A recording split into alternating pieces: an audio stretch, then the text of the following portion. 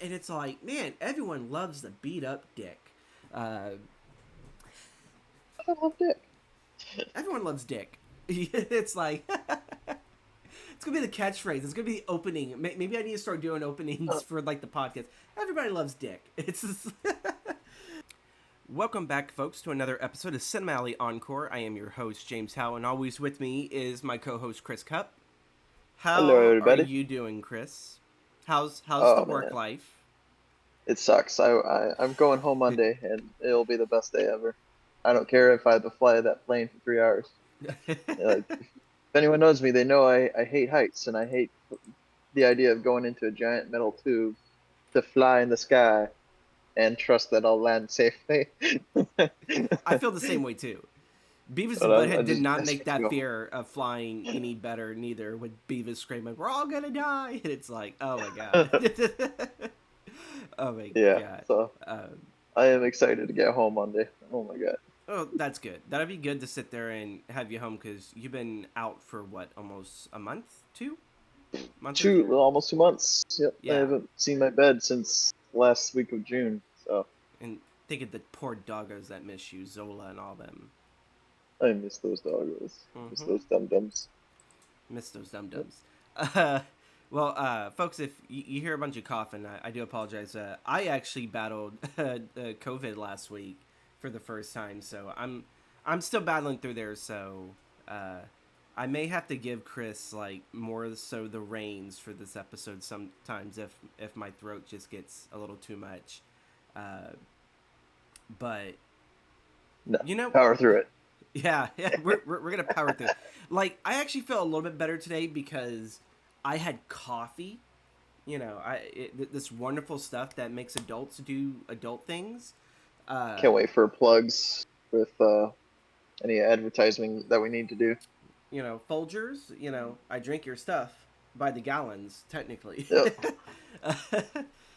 The Pepsi Cola, give me best free part drinks. about waking up is Folgers in your cup. I can't sing, but I think that's a pretty okay jingle. Yeah. um, so before we hop into the existential crisis that I had earlier this week, uh, we got to bring up at least a little bit that pertains to the writer's strike because I feel like just these little small updates. It's something that it's easier to get into the episodes. It's like, okay, we could talk about this. It's so much easier to get through the intro, jump right into here, talk about this, and yeah. So Disney's visual effects animators are unionizing to strike. Uh, Yeah. this is the perfect opportunity. These guys have been well overworked, and to me, I don't think it should just be Disney's visual effects guys. It should be like everyone uh, over at Warner Brothers. Like, come on, like you tell me when you watch Justice League, or like what we were talking about with the Flash a few episodes back, the Yeah. visuals and everything that they had to work around them because they could not finish them on time, and you know Yeah. I'd I much mean, I rather think wait. with Marvel, Yeah. it's a little bit more important because they've been overworking them. They've been doing the Disney Plus TV shows. They've Mm-hmm. been doing the movies, and like I don't remember the end of Doctor Strange and the Multiverse Yeah. of Madness and the freaking eyeball popping up on his head and just how terrible that looked. Yeah. And it's It looked just like they got someone from AI to sit there and do that one. I'm sorry. yeah. I forgot who was it from our school, but I remember seeing them do something like that. I was like, "Oh, that's pretty damn cool." It's like it just needs a little bit more polish and Yeah, it needs a touch up, yeah, but like it's just it looked terrible. And the Marvel Disney's been overworking people, and just the things I've heard for last week of just the shady things Disney has done to get out of paying people. And if the actors and writer strike wasn't enough, this should definitely cement like yeah. their desperate need to like start coming to the table and come to like a decision to pay these people what they earn. Because I think we just passed 100 days or something a few days ago as of recording. So Yes. Yes. I'm proud of the visual effects team at Marvel for standing up and saying, "Hey, this is not okay. You're working us to I'm mad death and you're as not paying." hell, and I'm not gonna do this Yeah, anymore. Yeah. To quote It just Network sounds for like people chaos over who there. don't know what that quote randomly was, but yeah, yeah, no, they definitely for one they deserve the better pay. Also, too, they need longer time in post production. Yeah, Like we were kind of talking about this earlier before recording. It's like the studios just have it where it's just CGI so much of it because it's cheaper.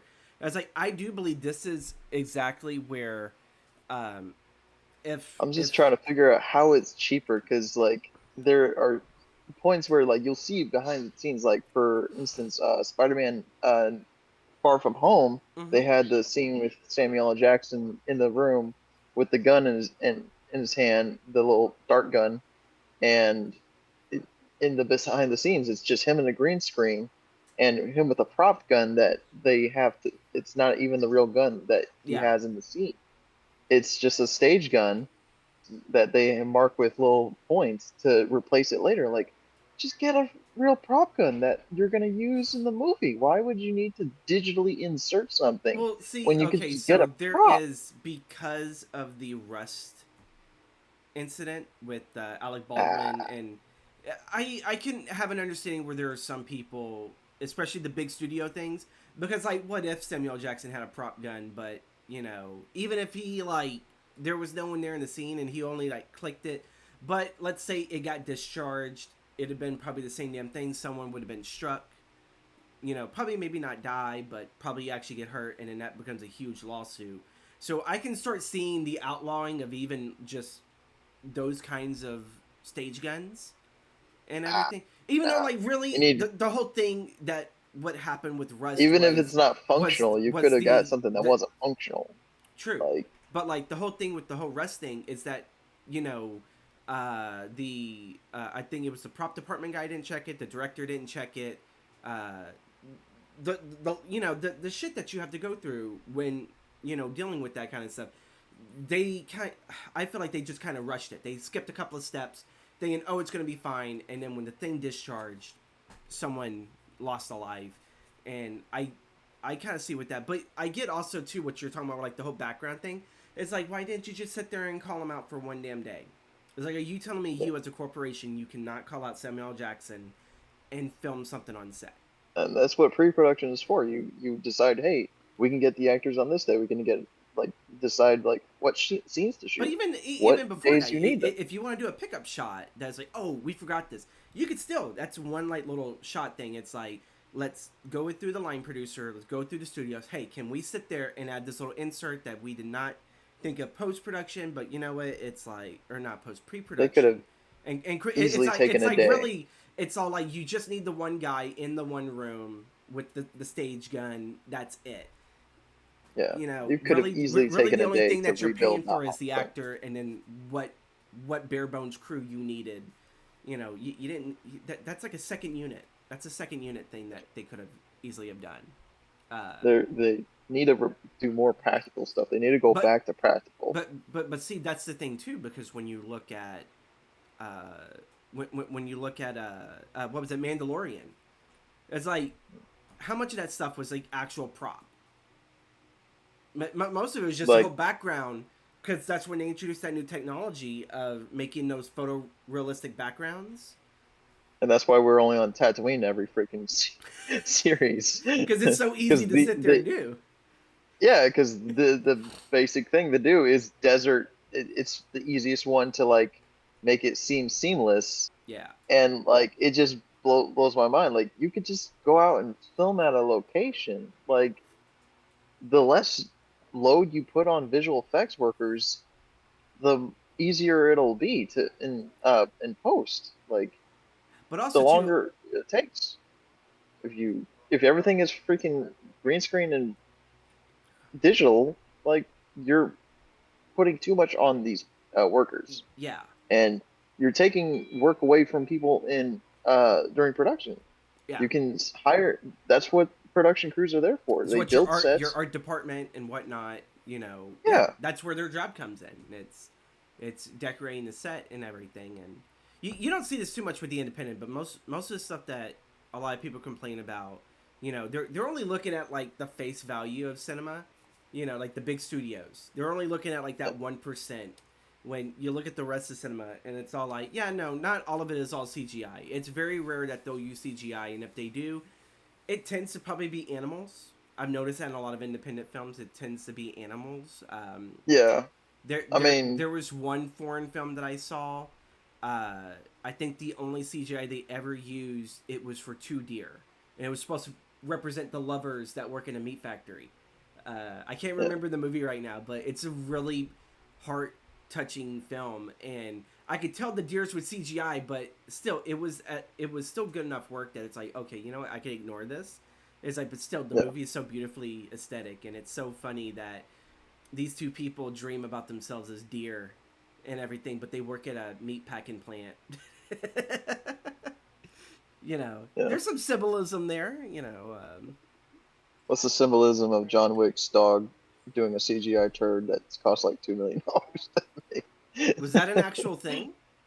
Yeah, it was a CGI turd in that first John Wick movie.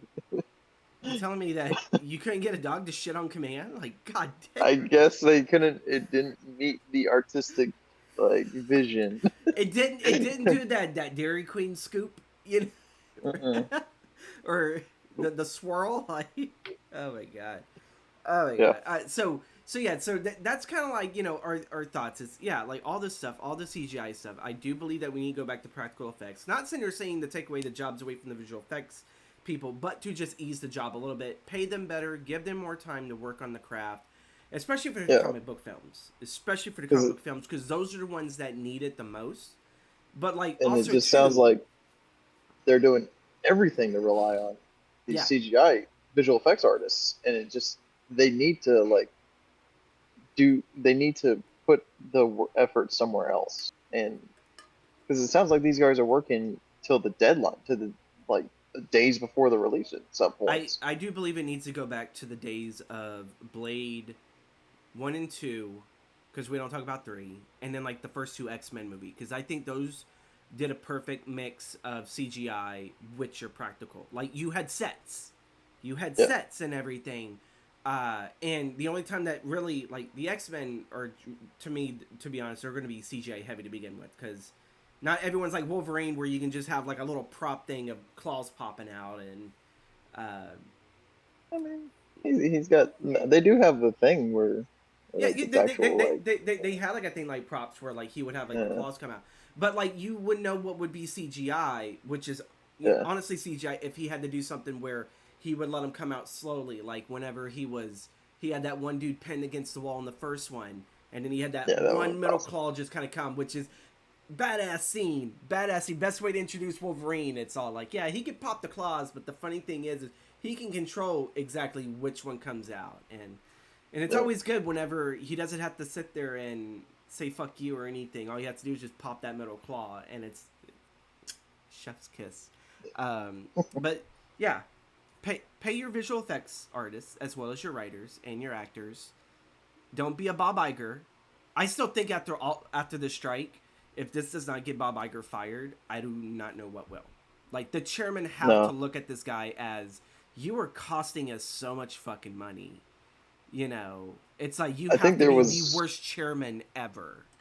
I think there was an effort like to get him fired or replace him like a couple like 6 months ago, but I don't think that's going on anymore.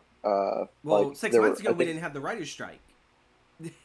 yeah, but we still had a lot of poor box office returns, and Yeah, they had those problems with the Disneyland parks and stuff that was going on. So well, we'll sit there, there and see how much I guess it's the board. I guess it's the board that's who would you know, fire these people. Um, we'll just sit there and see. I was like, okay, well, how much of like the actual face value of your company are you gonna sit there and let go to shit because of one greedy ass fucking CEO? Um, because, like, you know, there is such thing as cutting costs, but this damn dude is like fucking slashed the budget. I think almost far worse than David Zaslav has done over at Warner Brothers. But moving on, because I'm pretty yeah, sure we went 5 minutes past what we wanted to sit there and do to cover that. Uh, we're on a schedule. right? You know, at least I like to. Getting back from COVID, I have been completely off schedule, and so to get back on schedule has been the fucking trial of the century. Um, so yeah, I had an existential crisis earlier this week, which kind of comes after being super super sick and feeling like life is just being just sucked right out of you. And so I started watching a lot of Poe stuff and watching a lot of new Hollywood stuff. Uh, I figured the Poe stuff would be the easiest to cover first. So I went and I went back to 22, to watch like Raven's Hollow and The Pale Blue Eye. Um, One of these films is actually a very good representation of Edgar Allan Poe in his cadet years. The other one, I feel, is fan service to his stories. Uh, let's start with Shudder's Raven's Hook, or Raven's Hollow, not Raven's Hook. Why the fuck do I keep saying that? Raven's Hollow pretty much has it where it's Edgar Allan Poe, along with these other military cadets. They come across a priest who has been crucified in the middle of the field. And, yeah, you know what? Like, the dreariness, this is what attracted me to it. Anytime I feel dreary, I attract myself to Poe. And, yeah, like, these cadets are like, oh my god, what's going on? I think the dude immediately had, I think, like, an organ removed out of his heart. Or, no. Yeah, I think he had his heart removed after they found him. And, yeah, I know it's very gruesome, but it tends to be in almost every adaptation of Poe's works. Some asshole gets his heart cut out. And it's like, you do know, like, there are other body parts taken out. There's, like, the eyeball, but I guess the heart is very much more symbolic. But, yeah, they find a priest crucified. They go to this town. This town's acting all weird and freaky. Believe it or not, if you played Resident Evil 4... this is what Raven's Hollow is. It's kind of like that. But that when I get back. Yeah. By the remake. Yeah, that's on Shudder, Chris. This Raven's Hollow is on Shudder. And yeah, it pretty much, like, if you know Poe's work, then you see, like, all the Easter eggs and whatnot, and, like, all the nods to, like, Murder in the Rue Morgue and all that. And it's like, okay, this is nice, but where's the story at? And yeah, I think I've watched. It follows the central character, right? It follows Poe, but it doesn't really add nothing to it, because apparently in this one, like, throughout his cadet years with this, he kind of already comes off as that gloomy goth kind of guy, which he kind of really wasn't. That was like a totally different era. Of Poe. Like, Poe was never always the depressive kind of person. Like, he was happy as a child up until he lost his mother, but he still had hope because he had his cousin he was in love with, and Consumption. Yeah. I was in love with... Doesn't help he's from Kentucky. But yeah, like, I think it was Consumption. No, tuberculosis. I forgot what they called that one. Consumption was cholera for the time. But yeah, tuberculosis, I do believe, is what took both the mother and the cousin. But it had yet to take the cousin, and his cadet years, it was more of like a teen angst Poe. That's more what it was, and rather both films don't really kind of get that. I do think Pale Blue Eye did a better representation of it. I think Raven's Hollow is like a good, like, hey, you want to waste an hour and a half of your time with some nice spooky little effects, a little bit of witchcraft, a little bit of, if you love Poe and you want to go Easter egg hunting for his stuff, I really do feel like that's the film for it. I'm not saying it's a bad film. It's just it's not a very character driven plot. It's very much like, oh, look at that, like, these people did their homework. They, it's more or less is like what Poe goes through in this whole town. It's pretty much what he would forever write about in his stories. So it's like he's looking at his inspiration. That's pretty much that's Raven's Hollow. And I think that's the best way we can leave Raven's Hollow for this, because that's kind of pretty much what it is. It's like, this one little area is pretty much where he found a good chunk of his inspiration for all of his stuff. That's pretty much what it is. Now moving over into December of 2022, that's when we got The Pale Blue Eye, which was directed, produced by Scott Cooper, who did Antlers, Crazy Heart. I think it's called Out of the Furnace or From the Furnace. And then there was another Christian Bale film. So he's worked with a lot with Christian Bale. Most of those films I do believe are all independent, films. And this one I actually do believe is one you could constantly go back and rewatch because it's a very, very good murder mystery.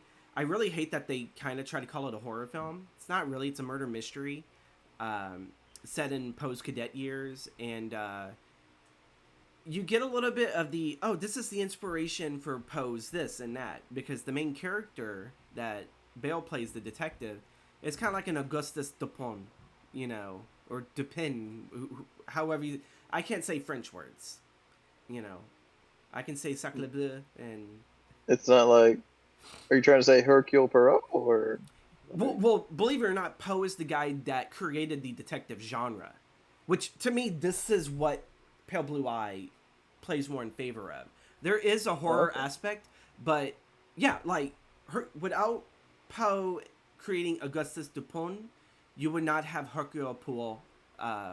Hopefully, I said that correctly, or Sherlock Holmes. Because he created that genre, and those other writers, they had built upon what Poe created. Because Poe created the art of deduction, and and whatnot. I always thought of like Sherlock Holmes and Arthur Conan Doyle, as the father of like detective stories and mystery stories. It was Poe. Poe was the creator and kind of like the grandfather. But where Poe kind of had it, it was like, it was still easy. Like, it was early, so you had your concepts and your tropes kind of there, but it wasn't nearly as cemented as well as what Agatha Christie or what Arthur Conan Doyle would do. Those two would cement like everything that you know about detective genre, detective fiction. Bam, those are the two that got it. But Poe was like essentially one that just kind of planted the seeds and see what grew, and then those two just kind of looked at it like, oh, I see what he did there, let's build upon it, and that's just what it became. Pale Blue Eye is also based on a book as well, which I need to really get it. I like books that are fictitiously based on authors and their works.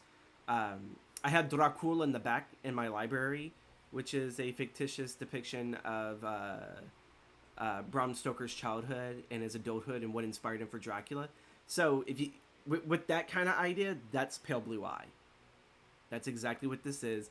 It's a fun murder mystery. I definitely enjoyed it. You get like a little bit of a Tim Burton Sleepy Hollow feel. It's not that super gothic, but you do get those vibes. Christian Bale's character is a very tortured soul, lost his wife, and his daughter, quote unquote, ran away, and so he goes like ran away. Well, I can't talk much about it without spoiling it. I don't want to spoil it for you guys because I think everyone should go watch it. But either way, he gets hired by pretty much the head of the military academy, and they're like, oh, you're such a you're what's it called? He's been known in New York, I believe, to had solved these like really, really big cases, and so they're like, surely you can figure out the case of our hung cadet who had his heart like ripped out. And throughout each of these murders of these cadets, they're all kind of linked to Poe. And Poe's portrayal by Harry Melling, or is it Henry Melling? I completely forgot the actor's name. You're talking about the Dudley guy, right? Yes, he played Dudley Dursley in Harry Potter. Harry Melling. Yeah, Harry Melling. His portrayal has to be one of the most phenomenal, accurate representation of it. I think he got the Kentucky accent done correctly for the time. And he plays it super eccentric, which Poe kind of was an eccentric. You know, you can't sit there and say that the man that wrote these stories is not an eccentric storyteller. He is, and he plays it so well. Are we He saying eccentric or eccentric? kind of both in that I, vein, because he definitely knows when to like not go wild. But the best thing about it is like his reaction towards his kind of quote unquote love interest in the film. And I feel like he really got the spirit of Poe on just how much poetic romanticism he would have for a woman and how much he would view her. And it's all like, that is so fucking beautiful. And that he was able to do it, which goes on to sit there and say the British people could play Americans so well. Even like different regions of Americans. I had like no clue when I heard this. I was like, oh, how well is he going to play this? Because Christian Bale knocks it out of the park. He's just a phenomenal actor. Even with yeah, his man, little, even with his little he's short been doing part American stuff for like as 20 years. has he? Playing American? I Yeah, want to sit there say it was longer because wasn't it 2001 was American Psycho? So it's got to be what 22 years then? yeah. I mean, he's been doing American roles for like Yeah, the past 20 years, or but yeah, 25 years. but Bale's performance, you know, I can't really think of a film that he's done poorly. I really can't. Even like his portrayal of Gore and Thor: Love and Thunder, it's probably like one of the best parts of it. And I kind of really wish we had more of that, you know. Um, but yeah, that film right there, I think it gets Poe very well. It doesn't play entirely on like, oh, here's Murder in the Rue Morgue Easter egg, or oh, hey, here's Telltale Heart Easter egg. It doesn't do that. It actually does try to tell its own tale, and it's kind of where I think that's the superior Poe cadet story. Uh, I probably put that up there, one of the top 5 best Poe films. You know. Oh, Uh, so before we wrap up Poe, Chris brought up before recording about the fall of the House of Usher. Inform yes, us. it is brought to us by the creator of Midnight Mass, The Haunting of Hill House, Haunting of Bly Manor, the great Mike Flanagan. Gotta love Mike. Yeah, uh, written directed by Mike Flanagan. It's starring everyone that's he usually works with because he's like Christopher Nolan. He works with a Yeah, select set of actors and his wife. Let's see, Katie Siegel. There's Siegel. Oh yeah, that's Katie Siegel. Yeah. yeah, yeah. She's playing Camille Lesbaniak. Yeah, I So see, even Chris can't even say French. don't. Yeah, but I mean, What is the synopsis for the I series? What is all the right, all right. synopsis? It follows Roderick Usher, Greenwood's character, the CEO of a corrupt pharmaceutical company, who must face the shady past while each of his children begin to die in mysterious and brutal ways. So it's gonna be a horror series. It's 8 episodes, I gonna believe. it yeah, 8 episodes. It comes out October 12th on Netflix. I know there's something worth watching on Netflix still. It's wild. I think that's only what's keeping Netflix in business is like they're just hoping, Mike, what you got? What you got for us? What you got for us? Yeah, it's that or whatever Big Mouth Stranger spinoff Things. they got Oh going. yeah. Stranger There's that. Things. Yeah. They got. I don't know if they're doing that '90s show season 2, but Oh, I yeah, hope they got. so. The show got so much better towards the end. Yeah, I mean, I don't know if it earned its spot though, but we'll see. Yeah, it's got it looks like it's gonna be going back and forth in time, so it looks like it's gonna be taking place in modern day and maybe like when these all these people were young, because they got young versions of each of these characters. It's not a Mary Mike McDonald, Flanagan story without going to a childhood trauma. yeah. So it's gonna be like really House of Haunting of Hill House vibes, I'm guessing here. Uh, so we'll get perspectives of each of these kids, and probably like their deaths are going to be really cool and messed up. Well, okay, I'm so so looking forward to it. when we were talking about this earlier, you know, like you talked about how Katie Siegel plays Camilla. So that's like a poem from a Poe story. So this Roderick Usher follow the House of Usher kind of story, there are like quite a few characters that are other characters from other stories, but they kind of, Yeah, I guess, are going to blend in. So I'm wondering if their deaths are going to be related to those characters in those poems and short stories.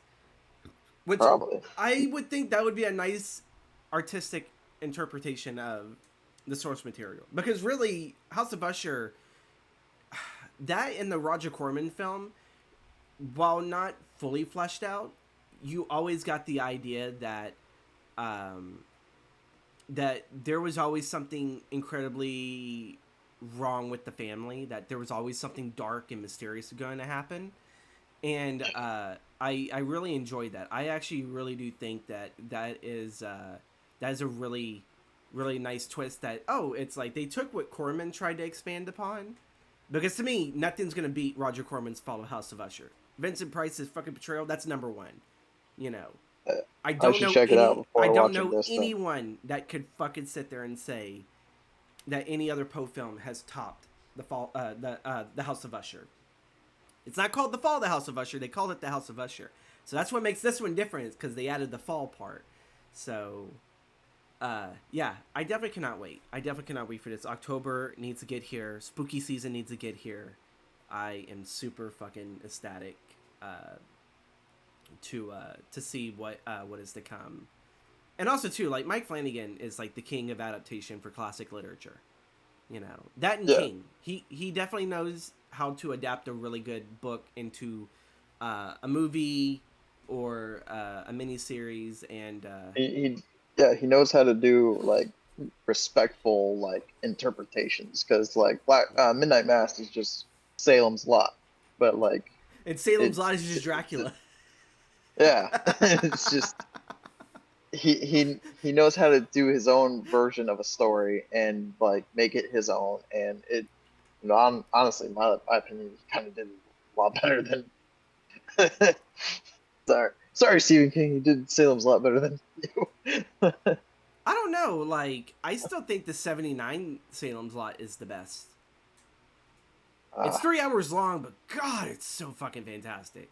Even though they get there's just Barlow something off with wrong, those because they wanted a monster and Barlow was too handsome to be a monster. Though if you read the book, he's a fucking monster. Like, the man is fucking terrible and everything. But there is another Stephen King property that Mike Flanagan is apparently working on to turn into a TV series that could go to Amazon. And I'm on the last book of it. So, yeah. Oh, I mean, they're working on that right now, aren't they? Like, As far as I know, I don't know if like any script has been commissioned for it, but oh my god. It's like reading this book, all I could think of is, oh Mike, how are you gonna adapt this? It's like it has to be a miniseries. It's like you can't do like a Harry Potter thing where it's a series of books, because I don't know if the Harry Potter books have ever exceeded 500 pages. Um, I know the Deathly Hallows was pretty long. but Like, that was two parts. Oh no! That yeah, was all one the book. book. The book I There was think was one all book. one thing, but they split it into two parts. Yeah. Yeah. So that probably had been probably the only Stephen King s length of like probably 800 pages. This one's 830, and I'm almost about halfway finally through the fucking book. But yeah, no, Damn. it's an incredible journey. It's an incredible book series. I have my issues with Wolves of Kala. That's probably like the one book in the series I would probably never go back to, even though it adapts like some Harry Potter stuff and some Western tropes. But it's like at the same time, it's all like, oh, this is like the one I definitely will go back to. Um, but for those of you guys that are interested, there is a Salem's Lot character that does appear in Wolves of Kala, and he goes all the way until the beginning of the first Dark Tower book. I won't say who, but when I was happy whenever he came in, like that was the first time I was so giddly over a book. I was like, oh my god, he's here, and it was like, but yeah, is that all that we got for Poe and Mike Flanagan? Yeah. Right now. Well, It's a problem. if and really, I don't really want to sit there and say if, because I know it is going to be a success. With when Follow the House of Usher does become a success, what is another Poe story do you think that he should adapt? I'm not really too familiar with all the Poe stuff, to be honest. Like, I'm probably one of the. You're a better person to ask about that. It's because I'm the classic literature guy. But still, Yeah. I wanted to, since you brought it up, I was like, I still wanted to give you that answer. You know, what do you think would suffice a good Poe series? Because most of the stuff is all super short, you know, and I would actually like to sit there and see a mixture of The Raven with Murder in the Rue Morgue. Because that's the introduction to Augustus Dupin, but I do believe if they did that one, then they would fit in the Purloined Letter somewhere in there. Because that's a sequel. That's a sequel. Okay. So Poe did write sequels. I think there's like 3 stories that he did with Augustus in it. I know he's the main character in. I know he's the main character in Murder of the Rue Morgue and the Purloined Letter, but there's one other one that he's like a background character. Yeah, you just check it out. Check it out. Okay. You know, it doesn't cost that much. It's like probably $15-$20 just to get all of Poe's collection and just sit down and read it. Yeah, I always see it at Barnes and Noble, and it's just like a big thick book of like all the stories compiled together, and I'm just like. Well, the best thing about it is you can jump around. You don't really have to read them all in order. You can just jump. That's what I do. Yeah. I jump around. I mean, I read The Raven about once a month. Well, I mean, I feel better going from bookend to bookend. I get that. It's just easier for me to keep track. Yeah. Maybe I'll put like little bookmarks and like, oh, it's cool, interesting stuff. But yeah. Yeah. So we'll get it eventually. The other part of my existential crisis was loss of identity, questioning my identity. So your face disappeared and you became a blank, like you mean a hollow person. Yeah. I don't know why I did gesture from Puppet Master, like, you know. I've been having a strong fixture over New Hollywood films. For those of you guys that don't really know what New Hollywood film or the New Hollywood era of films were, they were like the mid 60s going all the way into the early 80s. This is where your independent films really were shining in America. They were like already blossoming, I want to sit to say, in the 50s over in France. You know, you already had, I think Godard was big in the 60s, but I think he did his stepping stone like in the late 50s as well. You're talking about from like, it's the departure from like the old 1950s like talkies and westerns and stuff to like 1960s like. Well, no, in the 60s and the 70s, you still had westerns. It was the 80s when the westerns were getting super blown up into big studio stuff that they weren't really done too well.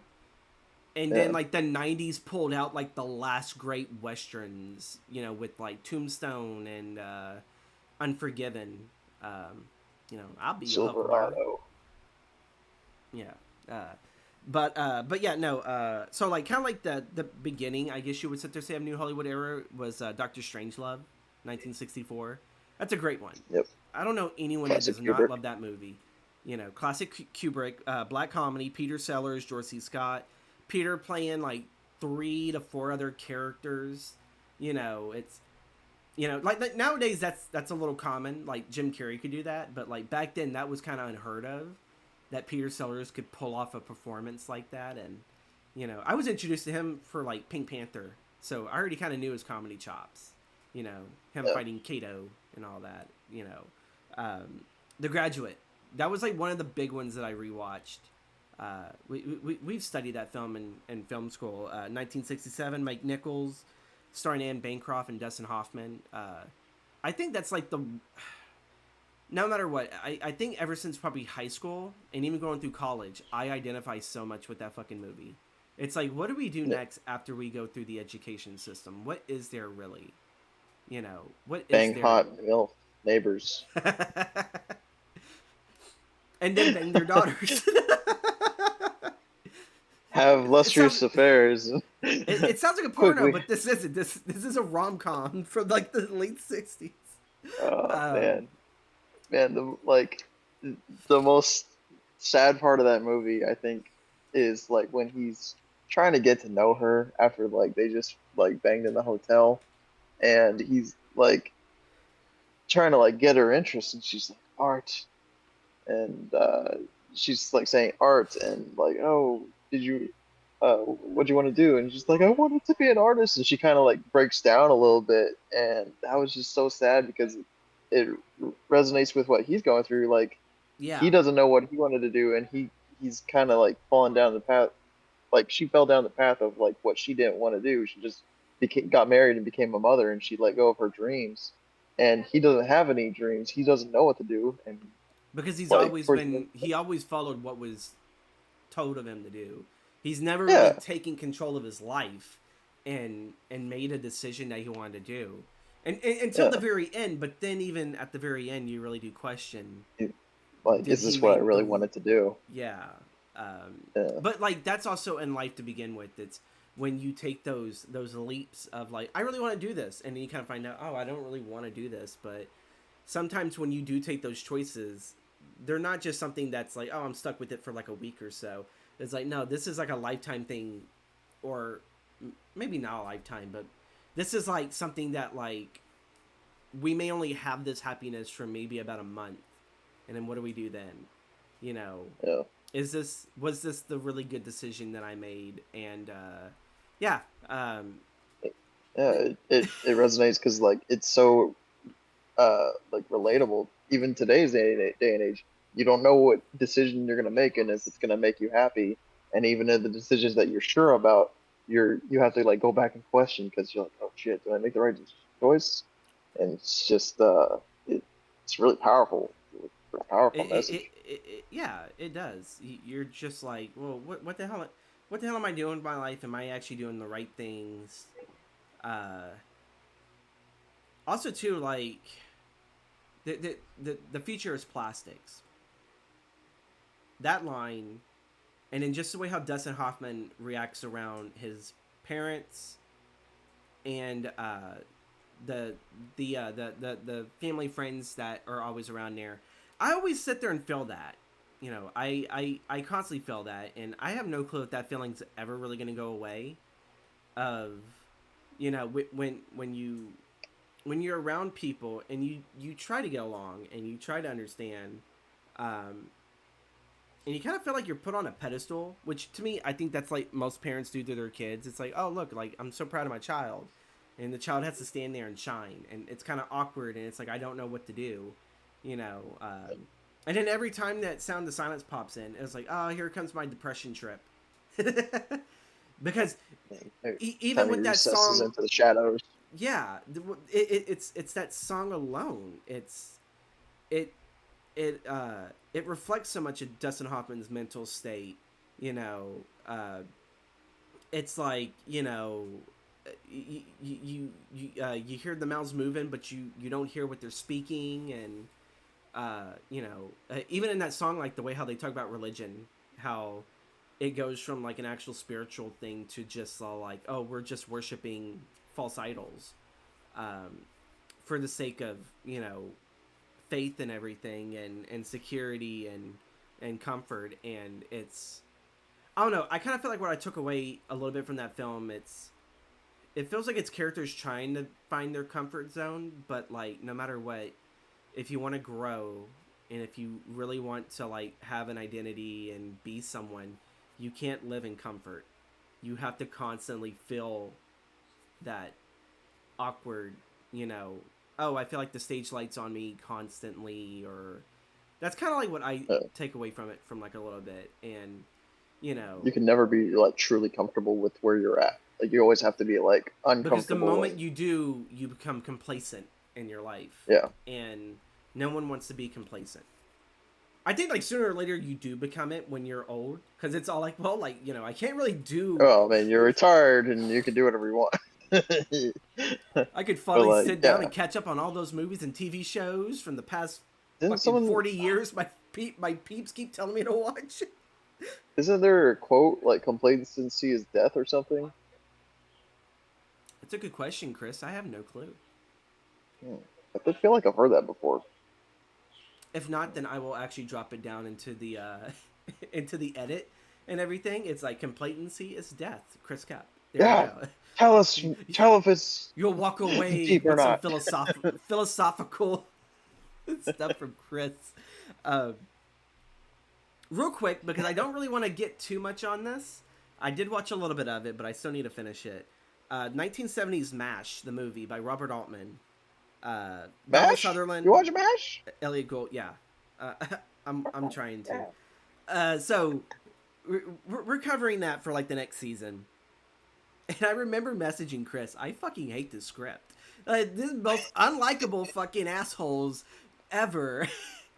And it's like the actors had to be so charming and so charismatic for us to even like these fuckers and everything. And what's funny is I like movies like this because essentially this is just a military version of Animal House. It's a bunch Yeah. of people that are anti-authoritative. You know, they don't like being told what to do. They'll do whatever the fuck that they want to do. Oh my god. Again, we don't want to get too much in there, but I did want to bring up New Hollywood. We are going to cover MASH. Oh my god. Hot Lips. All I gotta say is I like the TV version of Hot Lips better than I did the fucking movie. God. I, She was a I bitch. watched the TV show before I watched the movie, and I didn't Yeah. know like why they were just called Hot Lips until the movie. I was just like, ah, that's hilarious. Yeah. Oh, Frank. Uh, Frank gets carried off into a mental to me, the TV show, I will always go back to the TV show. So I still have to finish hospital. MASH, so once we record that episode, I'll finally give my final piece on which do I like better. Do I like the TV show better, or do I do I like the movie Yeah. better? My brother-in-law is currently watching the TV show still. He's going through the Yeah. show watching. So there's times I'll go through and I'll catch if I can see the one actor's deformed hand and everything. Uh, Ah, uh, nah, leave Radar alone. yeah, radar and everything. I'll try to catch it, and anytime like whenever like they're playing with like something or like he's using both hands, I'm like over here looking. It's like where is it? Yeah, Where no, is it? The TV they show hide did it it really so well. well. Yeah, they did so well. Congrats, to those filmmakers. So here's one, and mostly through the new era of Hollywood films that I always tend to, right next to The Graduate, to always identify with is Jack Nicholson's movies. The one I wanted to really talk about was Five Easy Pieces. It's a story about a silver spoon guy who grew up playing the piano and he's fucking phenomenal at it. And he just didn't really want to sit there and do that anymore. He got into it with his father, and he left home years ago, and he started becoming a blue collar worker. And then they kind of figure out that his father's catatonic. He's in a wheelchair. May not have that long left to live, and uh, he goes back with his girlfriend, played by Karen Black, from the Trilogy of Terror, and a lot of she's a real horror icon. She's a real scream queen.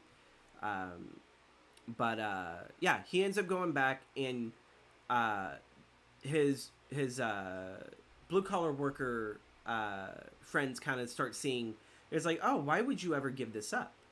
And it's a film about identity and not feeling comfortable in the space that you grew up in. And to be honest, at the end of the story, not even Jack Nicholson knows who he is. He doesn't know what he wants. And again, that's something I feel like, I'm Should send me like is this on Tubi or uh Netflix or it's on something? I haven't seen this. Criterion Channel, but it was, I don't know. You may have to check HBO Max because that's where I originally watched it. Okay. But yeah, Five Easy Pieces. It's a fucking phenomenal Jack Nicholson film. I think it's like one of his best ones, and of course, I grew up watching him. I grew up watching like his post New Hollywood era films. I watched them in Batman, I watched them in. One that flew over the cuckoo's necks. I didn't see that one until I was a teenager. That was like Oh, I saw him in The Shining, so I guess New Hollywood era. That was like towards the end of New Hollywood. Um, I saw him in The Shining. That was like another iconic one. But when I really kind of started seeing the stuff that he did with Roger Corman, that's when I finally felt like I think I understood the actor a little bit more. He played like a lot of those at first, like very supporting roles, and like the Raven and the Terror. You gotta see the Terror. It's like one of the worst movies ever. And like Jack Nicholson directed part of that film and wrote part of the script. Uh, the back history is for that the the one with? Boris That's the one with Karloff. the ship, right? Or No. The Terror is okay. So this has to be its own fucking episode to really get in depth about the production of the Terror, because Francis Ford Coppola directed a few scenes. Jack Nicholson did. Uh, there's a couple of big directors and everything. They use stock footage from previous Corman films. Pretty much, it was Corman using every bit of this movie set before they tore it down. He used every bit of stock footage that wasn't used in movies or was used in movies to make a movie out of kind something. of a movie. Essentially, the plot is pretty much this. I think he's French, Jack Nicholson. He plays like a French soldier. He washes up on the beach. He sees this beautiful woman, but she keeps disappearing, and it lures him to this castle where this baron apparently also sees this woman. And a lot of weird paranormal stuff goes on. Poor Dick Miller. This is like the one movie where Dick Miller gets the shit kicked out of him a lot. Almost every scene, it's either Boris Karloff is like popping Dick Miller, or it's Jack Nicholson punching Dick Miller, or it's maybe a woman scratching Dick Miller, and it's like, man, everyone loves the beat up Dick. I love Dick. Everyone loves Dick. It's like it's gonna be the catchphrase. It's gonna be the opening. Maybe I need to start doing openings for like the podcast. Everybody loves Dick. It's just but yeah. Again, you need to check it out. You can watch it on YouTube. I do believe maybe it is public domain. But it's one of those films where it's beautiful aesthetically. It's a really good aesthetic, gothic little film. But when you really bite down on the story, it's like not even the creators knew what the fuck that they were writing.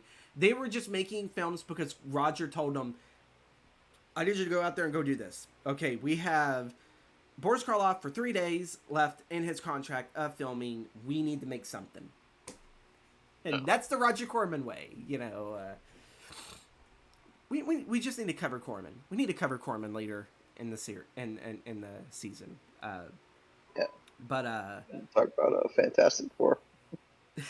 believe it or not, okay. So Steven was asking me that because tomorrow night I'm talking about the Corman Poe Price films, and he's like, "Are you gonna talk about Fantastic Four?" And I was like, "Does that have Vincent Price in it?" And no, but it's like maybe one day we do need to have a discussion where we just talk about Roger Corman's ill-fated Fantastic Four, which you can watch on YouTube. You can watch it. I think it came out in '94. I actually like the Thing outfit. I think the Thing outfit would look pretty damn good for its time. I mean, yeah, it looked alright. At least it was nice and costumes practical. were very cartoonish. Yeah. They were very much in favor of like, I think it was the '80s Fantastic Four, because I think that's like when they got like the blue and then the big white. It's He made it work with $1 million budget. So. He did, and it was. There is a documentary, I do believe it's on Tubi, that actually does talk about how much like the actors got behind this film to the point that they were going to cons and they were trying to sell this film and get a name out there. And then Roger Corman's like, you can't do that anymore. We don't know the rights to it. It's all like the movie's not going to come out. The movie is never going to be shown. And it's like what?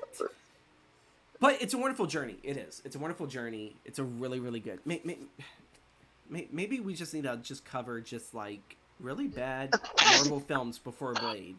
Like not Howard the Duck, because Howard the Duck gets enough fucking flack. But I'm talking about the Captain America. I'm talking about the porn stash. Oh, we're definitely talking about Howard the Duck. We're talking That is a about the porn masterpiece. stash Doctor Strange movie that got renamed into something else because I think the what was it? The movie was so bad, and I think like Marvel did not want anything to do with this. The plausible Daredevil Black Widow movie that was supposed to come out following the trial of the Incredible Hulk. Yeah. There's so Oh much yeah, to with talk the about with like film, especially Corman and just bad film. Uh, we'll talk about it. yeah, We'll, we'll, we'll we'll, figure some way, folks, to we'll talk put a about pin that. in that. Yeah, we'll put a pin in it. But yeah, Five Easy Pieces. That one flew over the cuckoo's nest. Easy Rider. I think those are like those kind of films where it's fighting against authority figures. Um, Still trying to figure out yourself. Those movies tend to resonate with me a whole lot. And this week, I was all over those. I was watching analytical videos on them. I was watching trailers. I was watching the TCM introductions of them, and to me, those films have a call into me. Uh, Yeah. so I guess there was a good reason why I had to have that crisis. Otherwise, we probably would never really talk about these kind of films on here. I do tend to talk about a lot of classical stuff, as probably a lot of people will probably point out in the season and onward. And Chris tends to talk more about the modern day, more like 90s to modern day. Yeah, stuff Yeah. I grew up with, you know. I mean, I did I a grew lot up of with it too, early. but I also grew up watching this I didn't. extensive catalog because my mom had VHS tapes of it all. So, I mean, I watched stuff from before the '90s, but it was a lot like more pop culture, like hit popular kind of stuff. yeah. Like I never like got to go in depth of like old films like Easy Rider and like Blowout, just any Still like got to see Blowout. Rosemary's Baby. Oh yeah, it's a great movie. Got a great ending. I love it. But But, yeah, no, it's, that's just kind of what we grew up with. You know? yeah, you know. Give each other Uh, different perspectives. mm-hmm. I give you pre 90s, you give me post 90s. Yeah. And then we both grew up in the 90s all together. So we're going to do a quick wrap up to let you guys know that for Cinema Alley, so we usually would let the Patreon people have the video only stuff for about almost a whole month. And then I kind of changed that to just 3 weeks. Well, now, folks, you guys will actually get the video only episodes on YouTube. You guys will get those a week after the audio only drops. I kind of figured, you know what? It's like we definitely need to keep content going. There's, Get the momentum going. Keep the momentum up. we like July was a big month. July we had nearly everything for an entire week. You even if it was the same episode, but you got the audio only, then you got the video only, and then you had you had Encore, episode 2 and 3. Is this 4? Are we on 4 now? Holy shit! I think this is 4. Yeah. Yeah. And I kind of like figured with Encore, it's like later half of the month. So the whole first half of the month, you guys get audio and video for like the first 2 weeks, and then you guys get Encore. I've been enjoying experimenting with all this, and yeah. I definitely enjoy this, and I kind of really feel like moving forward that this is probably going to be the best thing going. Now with the new model that I'm doing, I kind of wonder how crazy October is going to get, because we have like everything coming out for the week of, so we may have to like change some things and kind of have it where it's like, oh, here, and kind of give that one last week that we weren't going to upload anything, like the week of Halloween. It's like, okay, that one right there is definitely going to get an episode released somewhere. Yep. So yeah, I'm super excited. Chris, where could people find you on the socials? The Zealous Slacker on Instagram. I wasn't posting too much stuff, but I've also been gone for a bit. I know you've been very busy on Instagram. It's like, oh, it's not a dead account no more. Yeah. I know I need to be better about that, but I'm I'm terrible gonna with be social home media. for like the next 2 weeks. Like I'm going home next week, and I'll be able to look at more stuff and look at doing more stuff. That's good. That's good. Um, You can find me at the Gothic Storyteller on TikTok, Instagram, YouTube, and Thread. I'm on Thread. I post on Thread every now and then. Mostly repost. Every now and then I'll post a picture of something or I'll promote my stream. TikTok has like gone through a huge content wipe. Same thing for YouTube. It's gone through a whole content wipe. So now like I'm doing like film curation, similar to like TCM. You know how like they would talk about films and they would drop like little trivia, little bits of, you know, Yeah. behind the scenes stuff. I really find that interesting, and I found out that really there's not that much of a market on TikTok. And I was like, ooh, I'm gonna fucking mine the shit out of that. I just have a week to fucking record to get everything going. Oh my god. Otherwise, yeah. We're gonna start it easy, one video per week, and then hopefully through October, I can do the 31-day horror movie challenge, and we'll do everything from classic horror to modern day horror. I really want to sit there and check out what's that one with the hand, where like the kids have to Talk hold to it. me. Is that what it's called? It's like I think they it's have to called hold the Talk to hand for Me. 30 seconds, and then like the chick goes Yeah, through a seizure, and then she's possessed, and yeah. I've only seen little clips of it, and it looks it looks creepy. It's interesting. been getting great reviews. Yeah. It looks like a nice like it looked like it kind of took the Ouija board formula from like the old parties, and it's like, oh, Yeah. we got this creepy ass hand. If you hold it, it'll talk to you, and it's like, sign me up. They already Yeah, have a I'm sequel excited to going. check that out. Yeah, I'm excited to get home and actually go and see movies because I haven't been able to see a damn movie in the theater in 2 months, and I think the it's last been movie I freaking saw in killing. theater was Guardians. I've been wanting to see Oppenheimer. I've been wanting to see Barbie, but no one here.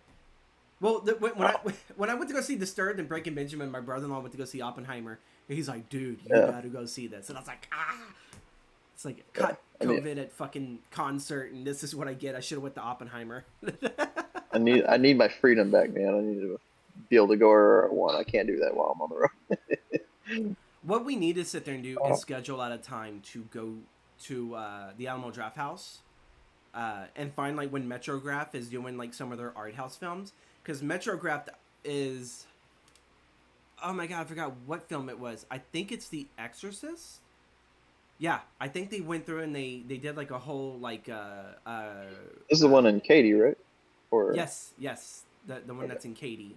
Um, like it's easier probably for you to go down to Katy compared to this to me, because that's on the opposite end of town.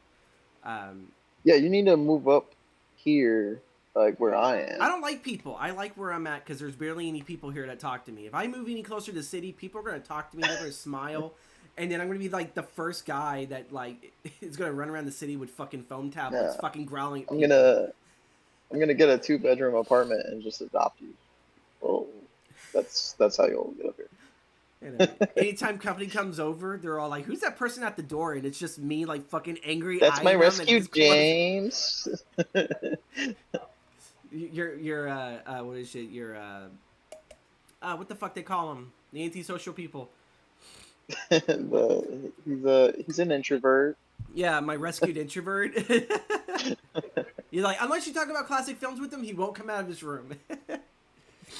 But yeah, that being said, this was a very fun recording. I needed this. I needed to talk about these movies. You know, I talked about I talked to a few friends about this, and I talked to my Twitch community about this, but not many of them watch them because most of them have ADHD and they don't. It's a struggle for them to sit down and watch, you know, these long ass movies and everything. Yeah, But they'll be all like, "Oh, hey, but did you see that anime?" And it's like, I fucking hate modern day anime. those poor It's not fucking bastards. good. I still love them because they support me. I still love them to death and everything. And I do try to give some anime a try. I will give in. This is August, right? Yes. I will give a try in September the Gamera anime series, because they're bringing back Oh all. yeah, They're bringing back all of the original Showa era guys. It's well, not all of yeah. them, but there's 5 of them. And supposedly there's like a teaser from like the moon that people are wondering if this gets a second season, that it's gonna be it's gonna be the Heisei era, the '90s trilogy monsters. So Hopefully, yeah. I mean, hopefully it's like better than the Godzilla anime stuff that they've they been can't sit releasing there on seeing the Netflix. But fucking. They can't sit there seeing the man, that Godzilla. Godzilla pissed me off. I like the first one. First one was a really really good one. And then whenever they did Yeah. Mecha Godzilla City, I was like, okay, Yeah. but then it didn't do too well. And then they did Ghidorah, and he's like this intangible Weird 3-headed. space. Yeah. Like Space I'm glad god he thing. came from space, but like I think he came out of a black hole. Which Yeah. again, It's I just like the like sci-fi I didn't elements, know what the but fuck it was was going on. like Godzilla couldn't fucking whip his ass because every time Godzilla tried to hit him, it would just go right through him, and it's all like, what the fuck is going on? It's like, Yeah. yeah, That film trilogy didn't make sense. And the fucking what was Singular it? Point. Singular Point. Yeah, that one. It was just like, what the hell is going It felt on? like they I just tried guess to make a Jet Jaguar TV series, but with Godzilla and the yeah. monsters included, but it was not. It looks like I the did buy Gamera the series, Godzilla. animation wise, is learning a lot from Planet Godzilla and from the Godzilla Singular Zero. It looks like it's learning from those two, Yeah, and it's doing its own thing, which I do enjoy. And I do need to buy. Like, I know they got the Gamera Showa collection and the Heisei collection for live action movies. I think they're each $50, and I'm probably gonna get that. 'Cause I just bought the Godzilla Showa collection, and and get to watch that when I get home. as much as I love Showa, I still think Heisei is the best era. Oh yeah, no, Mostly because it's the yeah, Suitamation. It's the Suitamation is fucking phenomenal. Here we go again. We're now talking yeah. about Godzilla. Godzilla movies are the We were Heisei supposed, area are yeah, awesome. yeah. We were supposed to Yeah. wrap up, and we jumped into Godzilla. Godzilla minus one. That's another one. It borrows a lot Oh of Heisei yeah, thing. Ah, I like pisses it, me man. off that I have a big stream event the day because it only shows up one day in the U.S. on December 1st. So if you go see that, you gotta sit there and let me know what you think about it without spoilers. You got just take a day out. Just switch the schedule. You're like 2 months 2 months out. Yeah, but I We'll locked go it. I've together. like locked that date in though. I don't know Uh, if I can actually change it to maybe December 2nd, which I think is a Saturday. Then yeah, um, I may do it. But yeah, I oh my god, I've never seen an actual live action Japanese Godzilla movie in theaters. I came so close to seeing oh yeah. '98, but yeah, that didn't happen. But my aunt loved me enough that she recorded it off of HBO back in the day when you used to do that, when you used to record Yeah. video. And then like With the VHS. I think for like my birthday or for Christmas, like she just handed me the recorded tape. She's like, "Here you go," and I'm watching it, and it was my first time seeing Matthew Broderick and Jean Reno and everything, and they're running from baby Godzillas and It's like, what is the Jurassic Park? exactly, that's what it felt like. But yeah, folks, we gotta sign off now. Thank you guys so much again for listening, even for our post wrap up Godzilla talk, and yeah, we'll see you guys all for the Rocky Horror Picture Show, which is coming next month. Yeah, that's a September and everything. I'm so used to July Yeah, where we had baby. 2 episodes, so it's like our next episode for the later half. So, yeah, we only got one Cinemalle episode for August and September, and then we'll have October will blow up with a bunch of horror content. One of the Encore episodes, Chris will actually pick a horror movie that he'll want to talk about, and then I'll get to sit there and pick. Mine's actually going to be a horror TV special, maybe two. I'll give you guys that much of a heads up. But yeah, we'll have those on the two different encores, and we'll talk about childhood nostalgia and what more. But thank you guys again for listening, and don't stop watching movies. We'll see you guys next time.